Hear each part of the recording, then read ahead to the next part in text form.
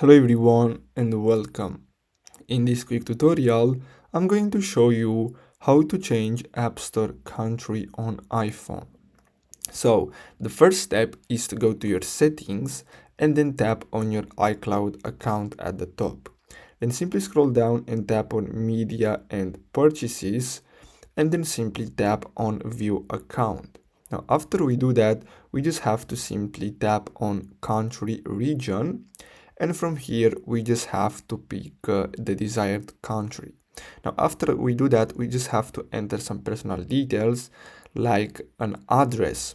So as you can see here, now if you're trying to change your region to United States, simply open a browser and search for fake US address and click on this one here.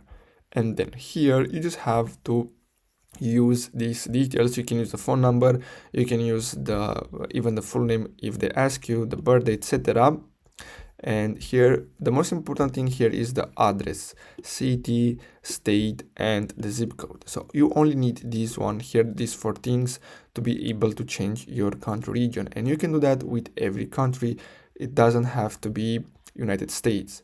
But overall, that's all you have to do. I hope you found this video helpful. Don't forget to like and subscribe. Thanks for watching, guys.